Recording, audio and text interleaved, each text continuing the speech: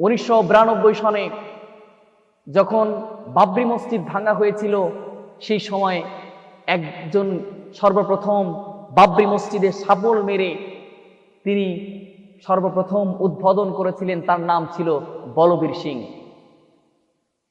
তিনি সর্বপ্রথম বাবরি মসজিদ ভাঙার জন্য তিনি কি করেছিলেন? বাবরি মসজিদ ভেঙেছিলেন, সর্বপ্রথম শাবলটা মেরেছিলেন। সেই মানুষটার বর্তমান অবস্থা জানেন? আল্লাহর ঘর ভাঙার পরিণাম হিসেবে সেই মানুষটা কি হয়েছে সেটা জানেন? বলবীর সিং যখন 1992 সনে যখন বলবীর সিং যখন বাবরি মসজিদ ভেঙেছিল, প্রথম শাবলটা তিনি মেরেছিলেন। তারপর থেকে তার কি অবস্থা হয়েছিল সেটা হয়তো আপনারা জানেন না। বলবীর সিং যখন সর্বপ্রথম উদ্বোধন করেছিলেন বাবরি মসজিদ ভাঙার জন্য, তখন রাজ্যের সরকারগুলো তাকে পুরস্কৃত করেছিলেন। তাকে যখন পুরস্কৃত করলেন, তখন তিনি পুরস্কার নিয়ে সন্ধ্যায় বাড়িতে ফিরলেন।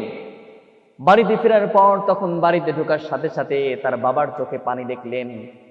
বাবা চোখ দিয়ে পানিও ঝরে ফেলছেন। বাবাকে জিজ্ঞেস করলেন, বাবা আপনি কান্না করেন কেন?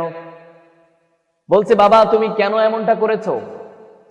আমরা হিন্দু আছি ঠিক আছে, কিন্তু আমরা তো কখনো উগ্রপন্থী কোনো হিন্দু নয়।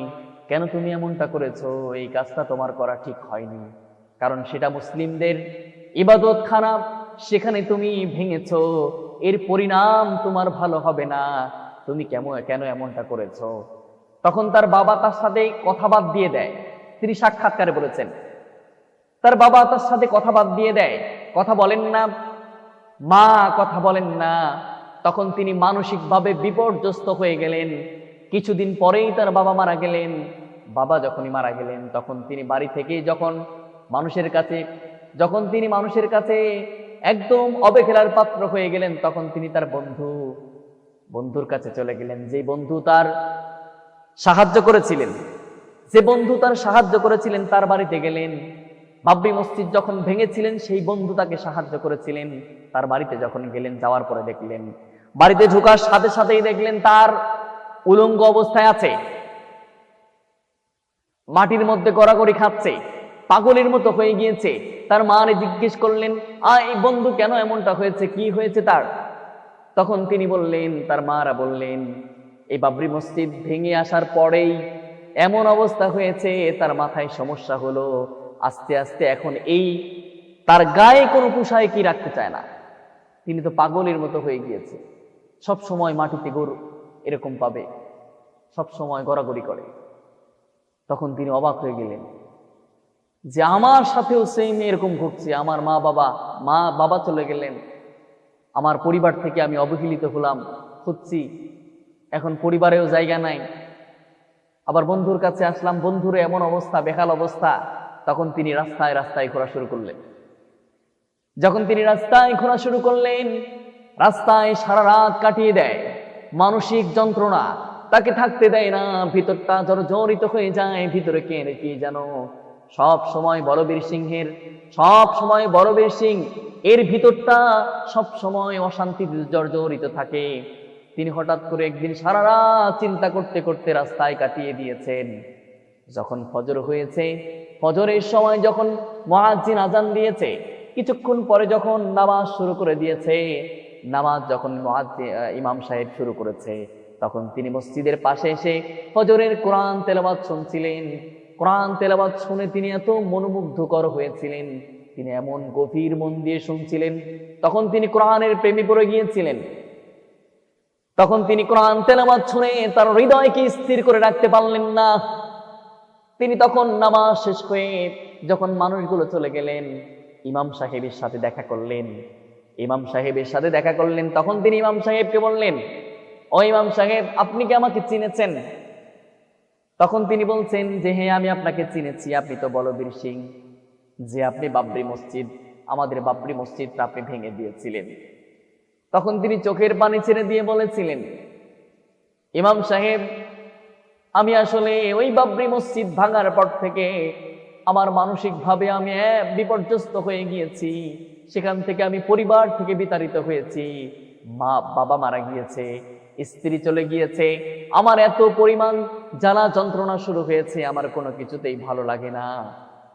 ও ইমাম সাহেব, আমি কেন জানো, আমার বন্ধু আমার সাথে ছিল, সেই পাগল হয়ে গিয়েছে, এখন আমি কি করতে পারি আপনি আমারে বলেন।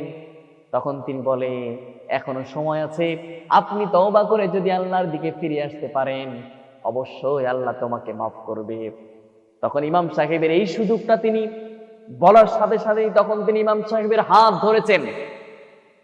হাত ধরার সাথে সাথে ইমাম সাহেব রে বলছেন, ইমাম সাহেব, আপনাকে বলছি, আপনি আমার এখনই আর দেরি করবেন না, আপনি এখনই আমাকে কালিমা পড়ায় দেন, আমি আর কখনো শিরকের মধ্যে নিমজ্জিত হতে পারবো না, আর কখনো আমার ধর্মের মধ্যে থাকতে পারবো না, আমি ইসলাম ধর্মের মধ্যে আমি পুরোপুরিভাবে দাখিল হতে চাই, আপনি আমার কালিমা পড়ায় মুসলমান বানায় দেন। ইমাম সাহেব তখন ফজরের পরে তখন তাকে কালিমা পড়ায় মুসলমান বানিয়ে দিয়েছে। নাম রাখবে কি? তখন ইমাম সাহেব তার নাম দিলেন মোহাম্মদ আমের, নির্মাণকারী মোহাম্মদ আমের। তখন তাকে নাম দেয়া হলো মোহাম্মদ আমের।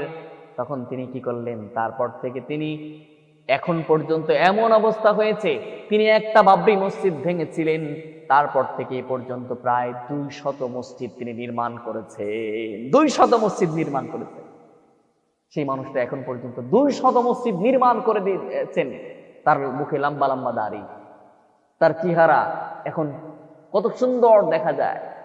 তিনি সব সময় আল্লাহর ধ্বনি উচ্চারিত করেন, তিনি আযান দেন, প্রতিনিয়ত আল্লাহর ধ্বনি উচ্চারণ করেন। তিনি বলেন, এখন পর্যন্ত আমি অনেক শান্তিতে আছি, আমি ইসলাম ধর্ম গ্রহণ করার পরে এখন আমার অনেক শান্তি। তার মানে আল্লাহর ঘর ভেঙে সে কখনো শান্তিতে থাকতে পারে নাই, কারণ আল্লাহ, এটা হচ্ছে মসজিদ বা কোনো মসজিদ হচ্ছে আল্লাহর ঘর, এটা তার দায়িত্ব। তিনি এর প্রতিবাদ স্বরূপ পুরা ভারতবর্ষের মানুষগুলোকে দেখাই দিলেন যে বলবীর সিং নিজে মসজিদ ভেঙেছিলেন, বাবরি মসজিদ, আজকে সেই বলবীর সিং নিজেই মসজিদ তৈরি করলেন।